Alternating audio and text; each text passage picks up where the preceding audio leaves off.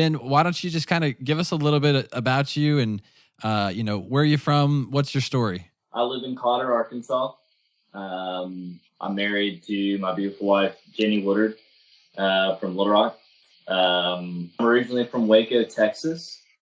I was born and raised there. I moved to Arkansas in 2014, and started guiding shortly after, down in the central Arkansas area.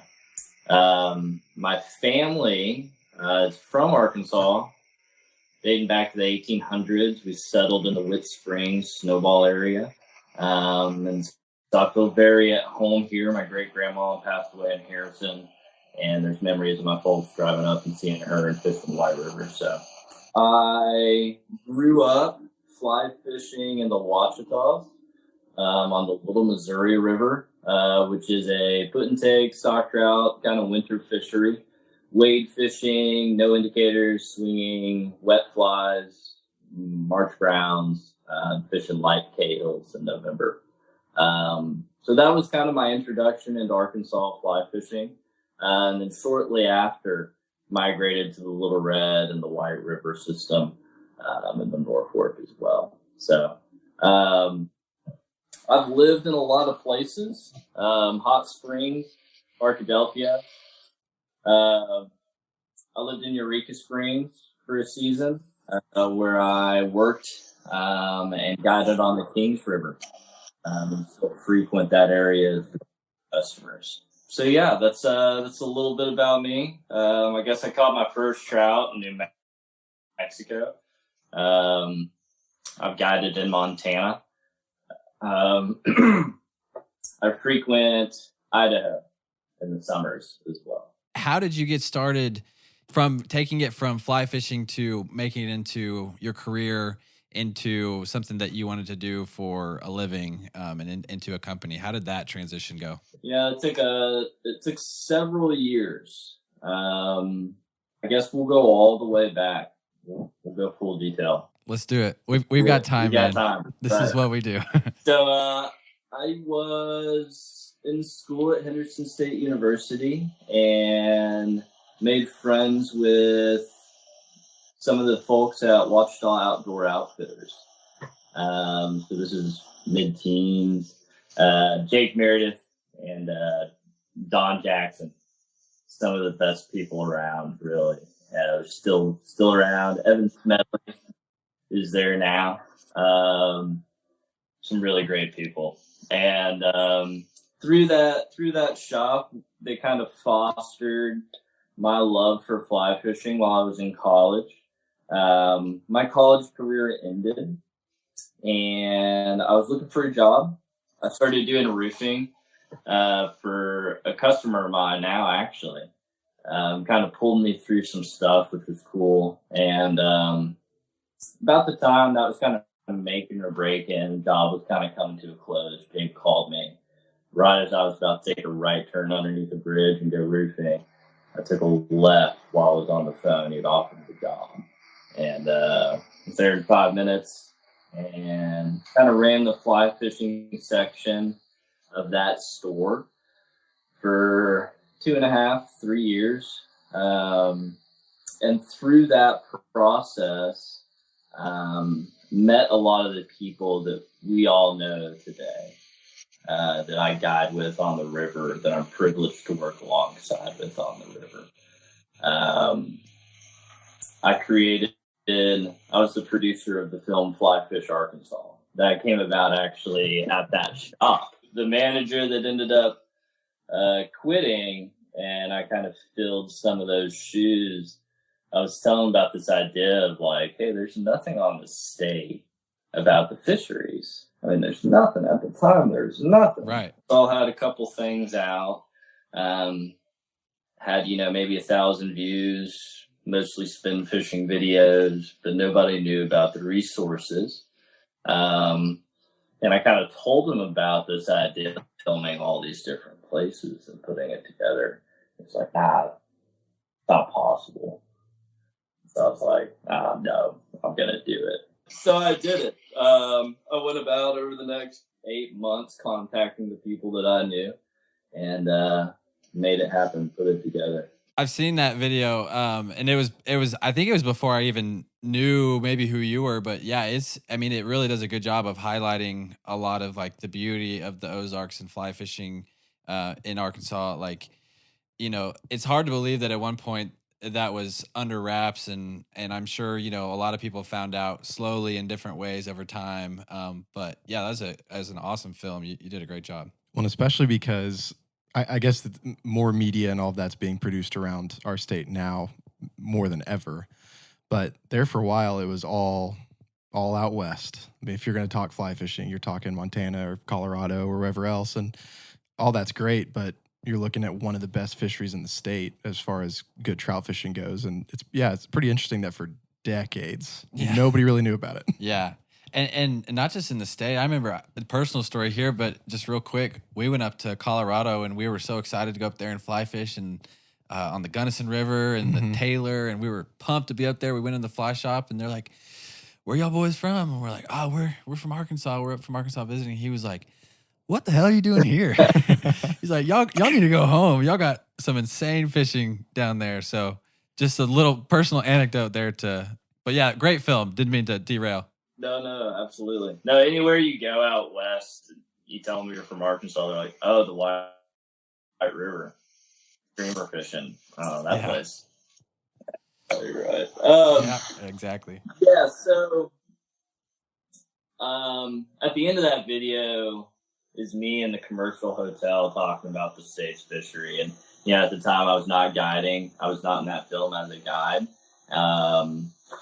But that ended up what I decided I wanted to do. So through those experiences and those years and meeting the people that I know today, and kind of following in those footsteps the best I can to build my business to be like theirs or to compete alongside theirs, and to offer one of the most professional and competitive services in the state. That's how that came to be, through that process in Hot Springs. Why do you feel like you've been so successful in these last several years since you went full time, and what do you do to try to differentiate and to be that professional, complete outfitter? Why is that important to you, and how do you pull that off? I've seen a lot of programs across the country, from Montana, Idaho, Florida, all over the country. The best guides catch fish, and good fish, every day, not dependent necessarily on the customer or the circumstances. You overcome them every day. It's part of your job.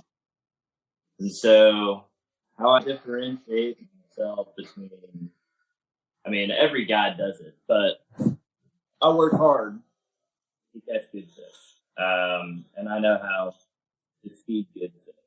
I've been doing it a long time. I've been fishing size 20 midges a long time. I've been fly fishing in this state since I was 12. And so as far as differentiating myself in fishing, I fish hard. You get in my boat with an accurate cast, I'm going to tell you where to put it. And if you put it there, you're going to catch the fish. I tell my guides, spots, not thoughts. It's the boulder. It's the exact boulder, not just a couple different boulders that live on boulders. It's that exact boulder. And you ingrain it in your mind. And you write down the water level in which they're there. And then you go back the next time and you throw the same bugs in the same place. And most of the times they're there.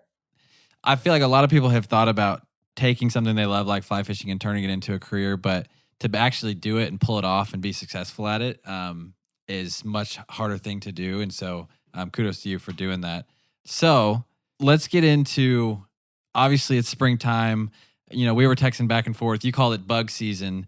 What is bug season, and talk me through some of the different hatches on the White River. And then we can get into the Sulphur hatch from there. But just kind of overview, what are the hatches that we see on the White? And for some listeners who may not know what a hatch is, what's a hatch? Yeah, there you go.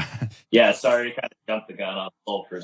So excited. Yeah, no, there are a lot of bugs bug season on the White River system, in the North Fork. There are caddis that start in April, along with midges. Size 20s, 18s, stuff like that. Just your standard black mid. You've heard ruby mid, the fly, right? Zebra midges, all that works, right? That's a pretty long period of time in which that will happen. And it happens once water temperatures rise into the mid 50s, a sunny day, surface temperature will be warmer, right? And these bugs hatch everywhere on the river,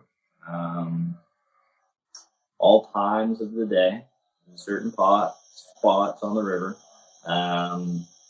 Shade, sun, doesn't matter. Water, necessarily. Height of water, flow of water, doesn't necessarily matter. Those bugs will hatch, completely dependent on Fahrenheit. Okay. You talk about hatching without getting into like the deep entomology of everything that goes on, like just overview of like what that is and what does that look like? So a hatch is when the nymph stage of a bug, the Fahrenheit of the water, makes that bug emerge into its adult form. That can be a elk hair caddis, right? It can be a caddis. That can be a midge. That can be a mayfly. It can be a lot of different things. It could be a dragonfly or a damsel, right? It could be a crane fly. It could be a mosquito. But a hatch is when the nymph or the larvae stage of a certain bug moves into its adult form. And it happens on lakes, rivers, really any body of water that's got, certain components in the water like oxygen and sulfur and sulfates and stuff like that. So that's a hatch. Got it. Good to set the tone. Sorry, I can get really pulled into talking about bugs. It's everything. So from April through May, you'll see midges and caddis hatch on the White River. Every year is different. Some years caddis hatches are 15 days. Some years they're 60. It's completely dependent upon how long the water is kind of in this weird Fahrenheit bubble between 51 and 54 degrees. Now, they can run as much water or as little water as they want. Usually 1 unit to 2 units of water will ensure the longest caddis hatch possible. That means you have cold water that's coming through constantly, but it is shallow enough. It's getting warmed by the sun.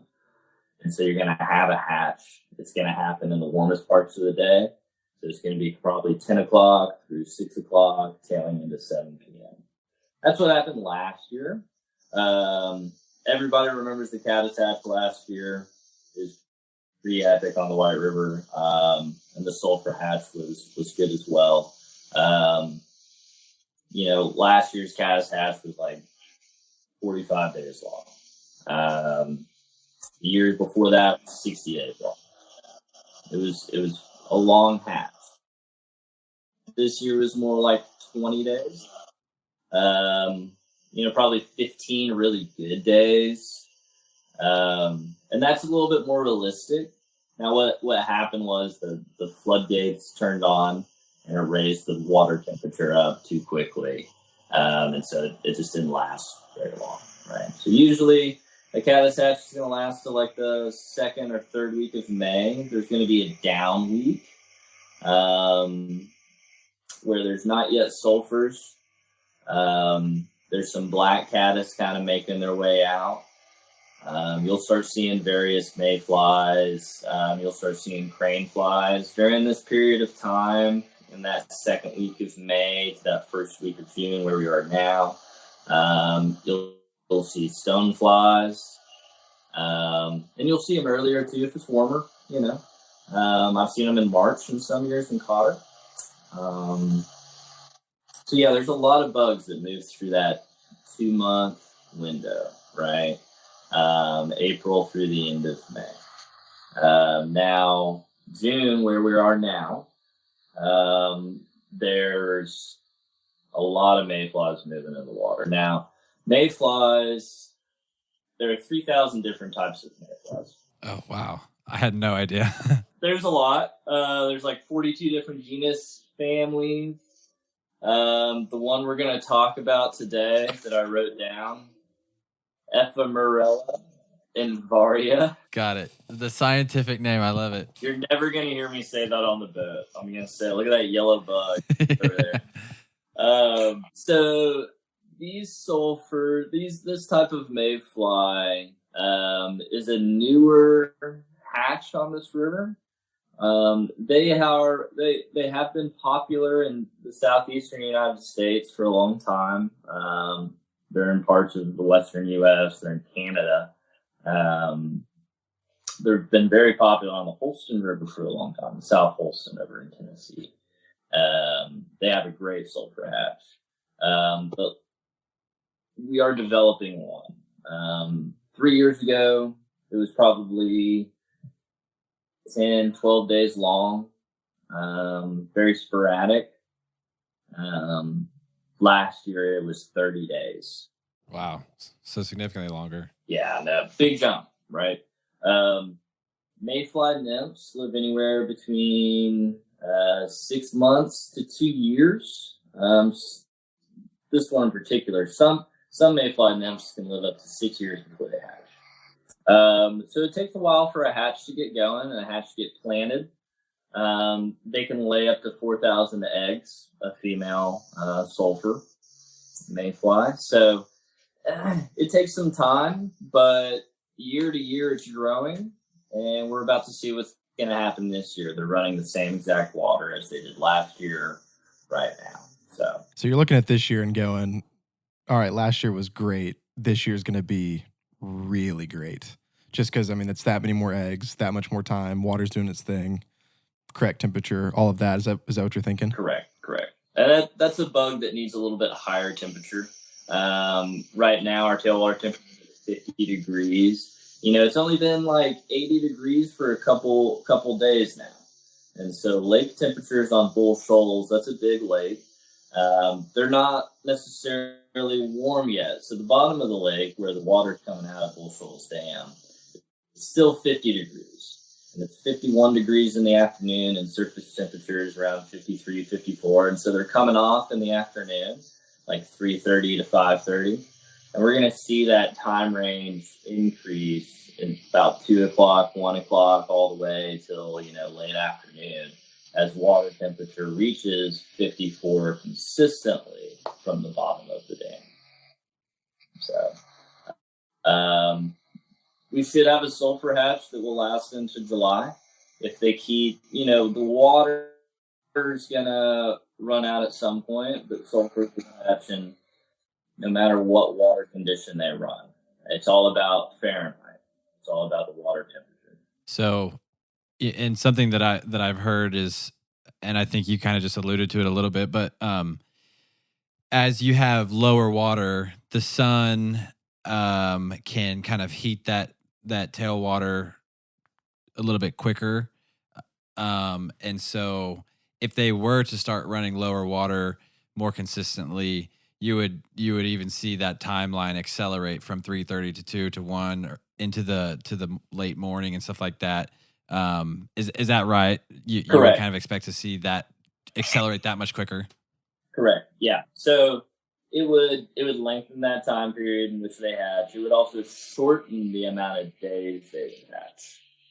So what happened last year with caddis, it was a little bit shorter because on like May 18th, we had a really hot day. They ran a minimum flow. All of our caddis just hatched, gone over 3-4 days. So if they do drop the water, they drop the water, it goes to 90 degrees. And this would have to be we run out of water and they're not generating power for people kind of situation. Our sulphur hatch would happen very quickly. It would be awesome for those days, and then it would be over. Gotcha. Yeah, that makes sense. Some of the videos that I've seen, actually, I was just at the fly fishing film tour, and shout out to Connor Harris and Kurt Harris. They got to show their film over here of Emergence, I think is what it's called, and super cool film. Unbelievable the footage that they got from last year. Like you couldn't see through the caddis. It's insane. You wouldn't think it's our river. I mean, it's wild. I've taken a lot of people fly fishing. I've never had anyone say, "Oh, I've seen potted up fish like that before." They've all said, Yeah. "I've never seen so many 20-inch browns sitting on top of each other." I mean, it's like Y'all want those bugs. It's bug season. bug season. So typically what happens out west after the melt out, you've got hatches in which those fish only see bugs for 3 to 4 months, and they just go crazy, right? That's what's popular about out west. You get to go through dry flies, and the fish eat it, and you match that fish, right? And that hasn't been a thing on the White River. It's been there for the caddis hatch, which has been fun, but now we also have the sulphur hatch. And so that's, 90 days, 100 days, more or less inside the calendar in which fish on this river are eating bugs like Western trout. And they're big fish. Mm-hmm. They're bigger than Western trout. So it's pretty fun. It's a lot of fun. Our fishery is developing at a rate in which none of us can really fathom. And we're all seeing new bugs every year. I'm digging out stuff I haven't thrown in 5 years and catching, good fish on. That's crazy. That's awesome. Yeah, it's cool. So I think it's going to continue to develop. I think, it takes 4 to 6 years for stonefly nymphs to really grasp hold of their environment to hatch regularly. I think we'll see that. I think if they continue running water like they have in the past years, I think we'll get consistent hatches like this on the White River. And you're looking at a 9-month window of throwing bugs. You can grass on the season, hopper season, and we've got Japanese beetles that hatch, and our fish eat. We've got a lot of different hatches that last all the way through August or September. Talking about all this, I know we already have some state records, or I guess world records really under the belt for Arkansas, but it makes sense when you start thinking all the different bugs, especially when you start throwing in stone flies, and that's a huge bug when they're fully mature. All the hopper season, all of the sulfurs and the caddis and the cicadas that come around and all of that. And then you throw all the shad on the back end of that because it's a tailwater. It makes sense that the White River is just the place for massive trout. And it took that long for me sitting now in this chair talking about this for all that to click and go, oh, it's because we have like some of the best food supply in the world for growing massive, massive fish. Yeah, it's like unheard of in other rivers. I caught a 21-inch male brown and cotter on April 18th at like 3 o'clock in the afternoon. He ate a perdigon that I tie. He had 3 shad sticking out of his mouth. Oh my gosh. There's shad everywhere. He's just hungry. They're constantly eating. We had a shad kill for 14 days back in, the winter. And, these fish grow at an unprecedented rate. And there are a lot of fish downriver in which people don't ever see. And those fish have been growing for a long time without anybody catching them. It's 100 miles of trout fishing. It's insane. So, once again, very, very privileged to be able to work on a river like this, and to have the trout that we do in the state of Arkansas. Absolutely. What's the biggest fish you've caught or you've had a client catch during bug season? We caught a 26-inch brown on a size 12 beetle 2 years ago. That was pretty good. Let's see. My wife caught a 30 on a hopper as well. Sulphur season, I've had 3 days, 20 browns over 20 inches last year. I had 5 days, 15 browns over 20 inches. Oh, heck yeah. Can you imagine a day to 20 browns over 20 inches in one day? No. I think I'd quit. That's awesome. That'd be it. It's my best day. I'm done. Yeah.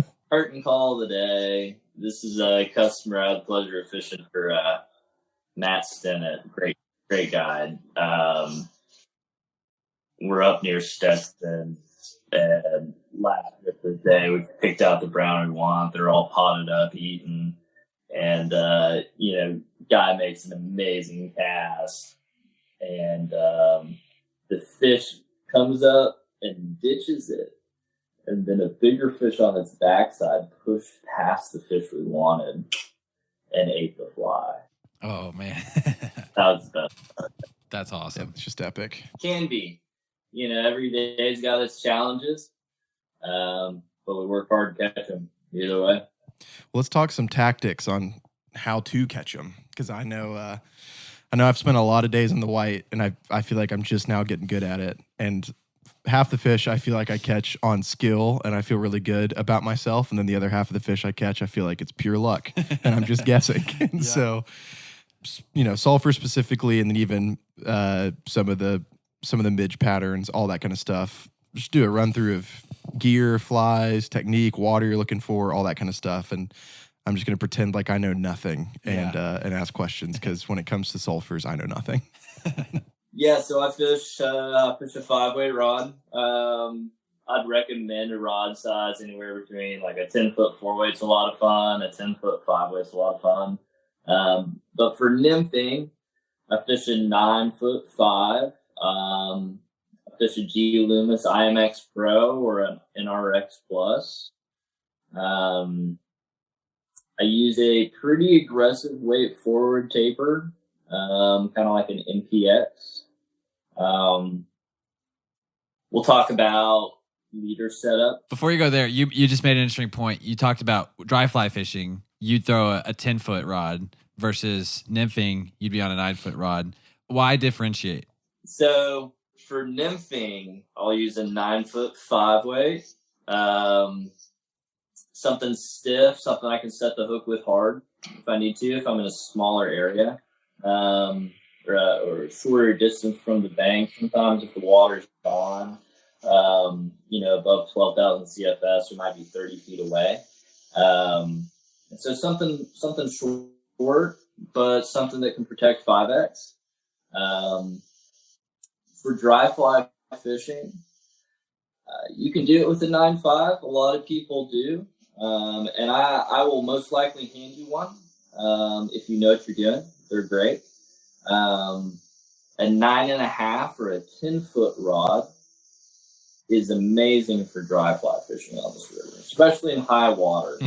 A longer rod allows you to reach your bend out further and move it over different current seams. It allows you to move more line. If you're rushing your cast, a 10-foot rod will slow you down more. It'll make you slow down. It'll cast a little bit further too. Granted, an extra foot, right?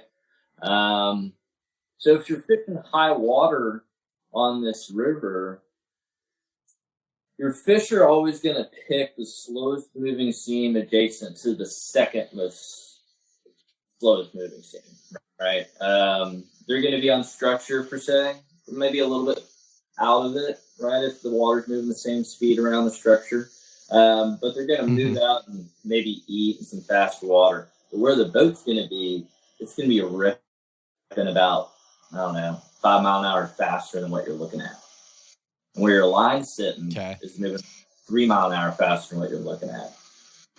Granted, right? Like, all these different current seams are moving in this river.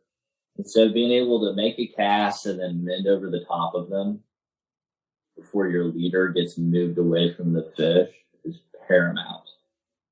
And so a longer rod allows you to do. Got it. That makes sense. I've never heard anyone break it down like that, but now that you say it, it's like, oh yeah, that's a huge benefit. It protects tippet as well. But yeah, those are the two things for sure. Got it. Okay. So dries, you're on a 10-foot. When you're nymphing, you're on a 9. You're talking about your weight forward line. Why do you use that aggressive kind of taper to the front? So when I fish the bank, when a lot of us fish the bank, but when I fish the bank, it's pretty aggressive. I need that line in there fast. You need your flies in there fast. You're picking up and moving line in and out pretty quick. And so having a fast rod and a fast line is pretty important. The rig that I fish when I fish the bank nymphing is not that deep. It might be 6 feet deep. They could be running 16,000 CFS. I'm probably going to fish you about 7 feet deep, 6 feet. I mean, I really do not fish that deep. So having a weight forward line just to carry the weight of that rig to its target, pretty important. Now, when it comes to dry fly fishing, I'll choose a longer head, a 42-foot head on a fly line, something that will really stretch a cast out. When people dry fly fish out of my boat, you're looking at a 45, 55-foot cast. And so if I have a 42-foot head, that's going to be easy to pick up 45 feet. It's going to be easy to pick up 55 feet. So, especially with a 10-foot rod. If you've never done it before, that's kind of how we do it. So, now, as far as leaders go, we'll talk about nymphing and dries, just kind of moving down the line. A lot of us use tapered leaders when we fly fish. A lot of guides, almost every guide builds their leader. And if you're not building your leader, I would recommend you build your leader, guys. I use it's going to save you a lot of money. I use a 20-pound like Trilene Walmart spool, whatever, like costs you $5. It's mono. I don't know. I bought it when I was 22. I am 27. Oh wow, it's lasted that long. So I yank off like 6-7 feet of 20-pound mono, and I tie that onto a large or medium tippet ring. Just use a clench knot. You can use Davy knot if you want. And that's where my bobber is going to sit, right? That tippet ring, it's got a knot, and it's got the bobber right here. Just like that, right? The tippet, it's a 180-degree rig, a 90-degree rig, right? So it drops completely off that bobber straight down to the water. There's no knot suspending it out and over. There's no drag on it. If you should tie a triple surgeon knot where that mono and that flora meets, your mono is going to float your flora for a little bit.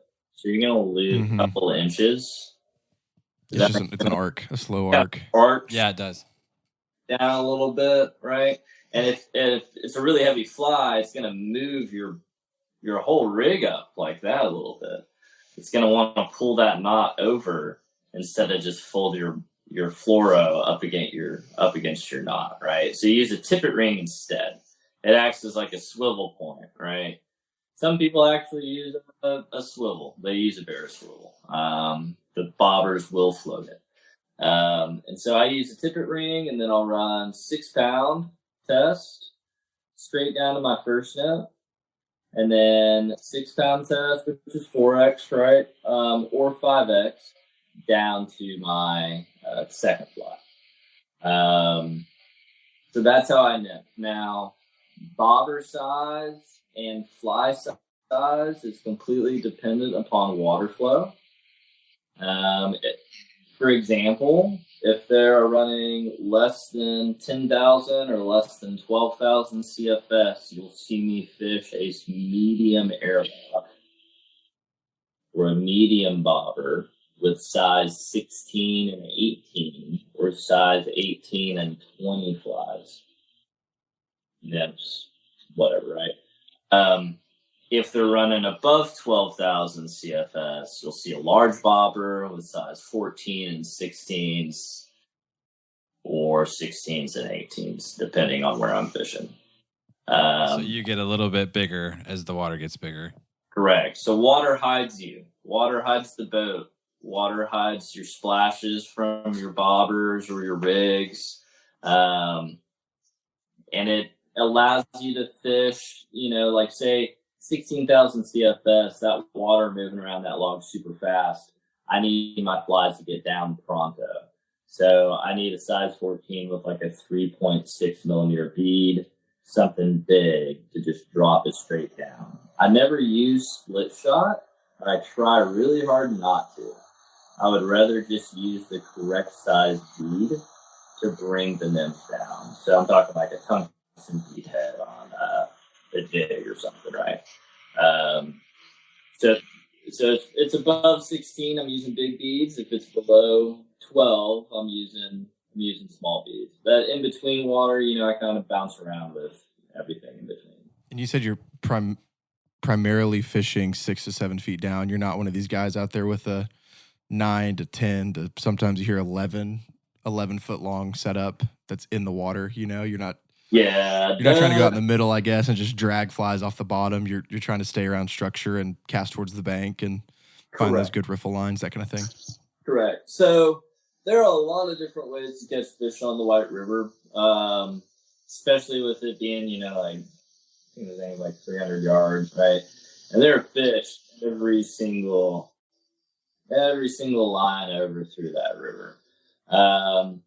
I don't necessarily enjoy fly fishing a leader longer than the fly rod. Pretty hard to control. However, there are certain seasons, hatches, water levels in which that is how you catch the biggest fish. I like fishing the bank. I kind of explain it to people like this. When I fish the bank, I have will, or at least I think I do. I have will over my outcomes and the circumstances, right? I caught that fish on that log, and sure enough, I'm going to catch him again, and I do. Whereas if I fish deep, I'm kind of leaving it up to the fish in a general area. And there's structure on the bottom, and we fish that in low water all the time. But in high water, I'm kind of leaving it up to the fish to move and eat my stuff, right? Whereas if I fish the bank, I have control over my fly moving right in line with the log on the bank. Mm-hmm. Yeah, I mean, it's being in the game a little bit more. I guess fishing towards the bank, or at least you know where the structure is and you know where the water seams are. You know where fish are supposed to be, so you can get your fly right where you need it to be. Yeah, you can see it. Yeah, rather than just out there in the middle somewhere. It's like bass fishing. You're throwing it on like logs, backside the boulders, docks, pylons, structure points, and you're throwing these two little nymphs 6-7 feet deep right on the nose of the fish. Now, during like shad kill or say caddis season, when they cut the water, I really do enjoy fishing 1 unit of water and fishing a 7 or 9 foot leader. There's a time and place for it, and if the bugs are hatching, we get to catch the fish in the middle of the river too, which is great. But my favorite is definitely fishing the bank. So, as far as dry fly fishing goes, and the leader for that, I fish a 14-foot leader. That is to allow your leader to be moved in that scene that is so weird in that high water. Because here's the deal. You've got a lot of happy fish eating.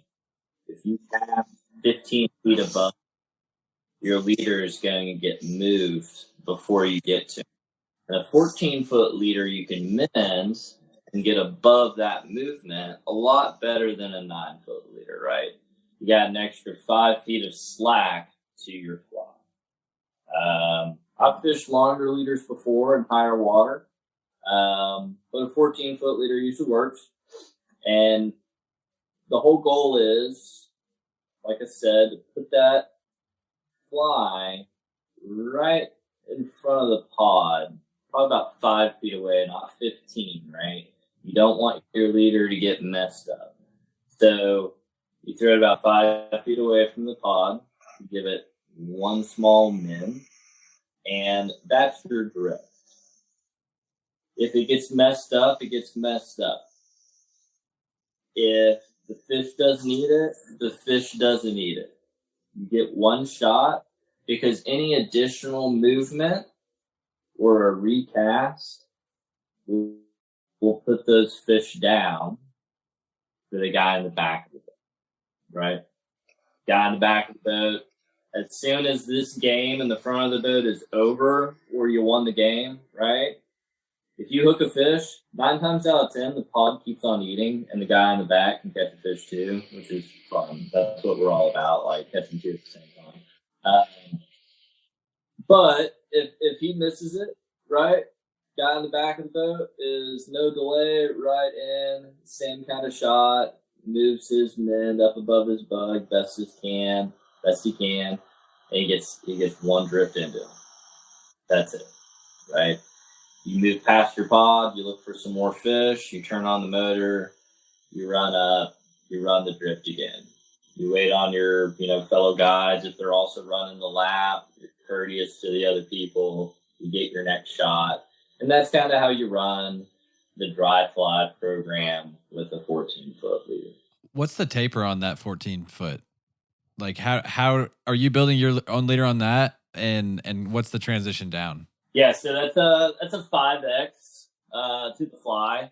What I do is I do a 9-foot 2X Orvis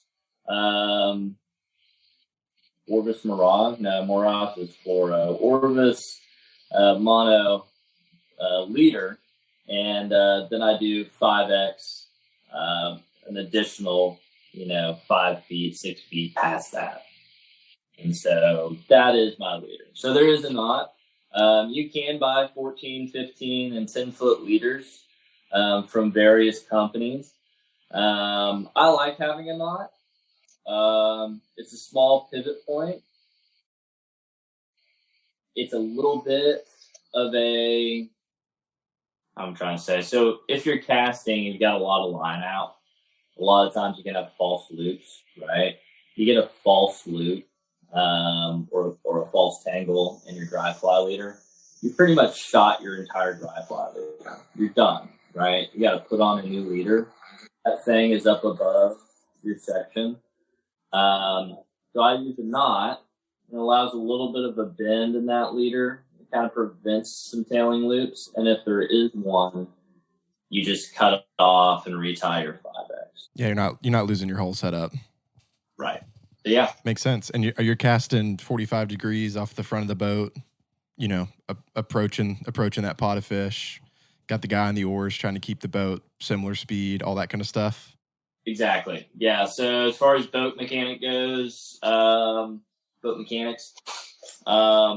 back of the boat is always off the corner of the boat. My boat has 2 white Yeti boxes, and you cast right over the top of them. Little places for your line to sit, but those white Yeti boxes are 45 degrees. Guy in the back of the boat, as soon as front of the boat is cast land, the guy in the back of the boat is casting. And so the way we work down the river is just boom, boom, boom, boom, right? Every other. Guy in front of the boat is a spot, guy in the back of the boat throws. Guy in the back of the boat's angle is directly in line with my oar. A lot of the times people will cast kind of upriver, right? Because they feel like they're pressuring the front angler's cast. And And the reality is the front angler has to get it further downriver in the instance that the casts come close together, right? If we start casting back here, we'll start crossing lines on the back of the boat. So the whole angle of fishing out of these boats in general, nymphing or dry fly fishing, is always 45 degrees downriver, and the back of the boat is thrown where the oars are.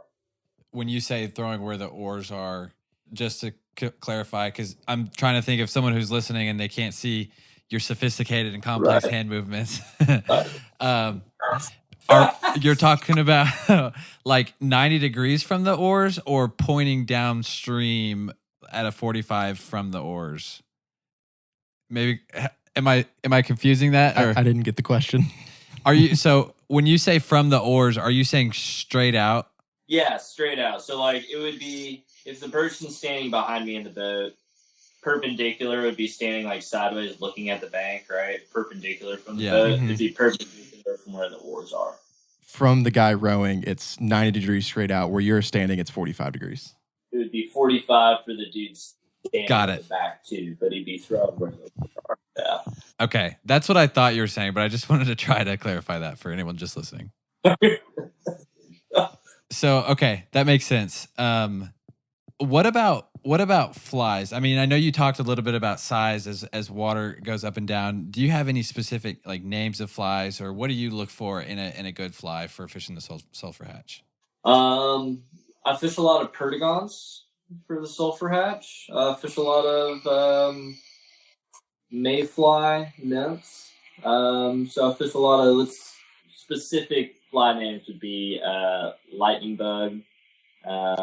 Is it just like a general mayfly nymph pattern? Like, so you're looking for anything that's pearl or yellow or brown mayfly nymph, right? So you're looking for like copper johns in yellow.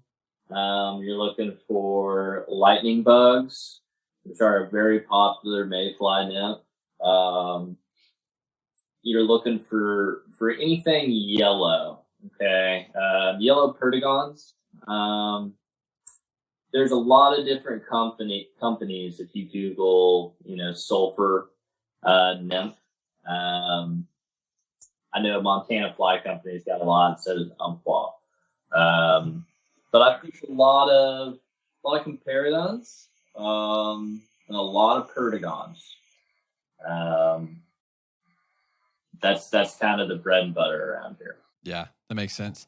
And then in terms of when you have all of these natural bugs in the water, bug for lack of a better term coming to my mind right now, but bugs, right? You have thousands of choices for the fish to look at and eat. How do you get them to eat your fake bug, right? Your fly that you're throwing amidst a sea of thousands. What's the technique for getting them to bite literally on what you're throwing? A lot of it is timing. So much of it is timing. Your fly selection is undoubtedly very important. Having the right shade of brown mixed in your yellow or, whatever.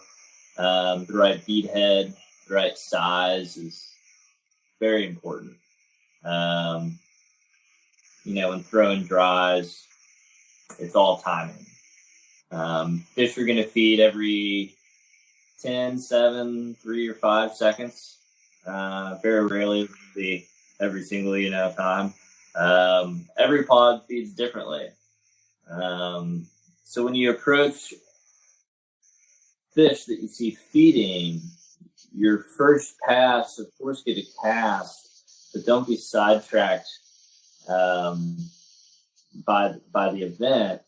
If you're going to do it again, if you miss them, if you're off, you should be counting the seconds in between the eats. And then your next drift over them is with those seconds in mind. You see the eat, I'm going to tell you as the angler, 1, 2, 3 is casting. You're casting 4, 5. There's the fly in front of the fish. The fish is at 5 seconds. He's coming up to look at your fly. He's going to eat yours or pass on it, and that's up to the fish more times than we like, right? I mean, it's up to the fish, guys. Yeah. But that's the best you can do, right? Is time your fish, have the right fly, but time your fish. I see a lot of people make a cast at a fish that just ate. Yeah, you're going to miss it. Right.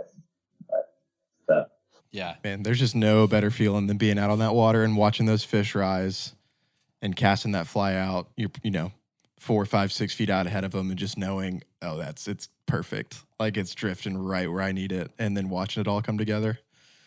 I mean, I don't care if it's a 12-inch stalker. That's still a good time. Like, watching it actually all come together. Way better when it's a 22-inch brown, but man, that's fun. It is. It is, man. It's definitely what I live for. It's what I'm most excited about. I can wake up at 5 a.m. for 25 days in a row if those fish are going to sit there and eat like that. That's all right. It's just like, it's the best feeling pulling in there. Yeah, it's unreal. Breathing in that cold air, seeing that fog come off the water. It's like, it really feels like, oh, this is like, God is here, right? Like you're looking in the fog and you're like, this is God's space. All right. No, I never feel like I need to go look for him. I feel like he's there.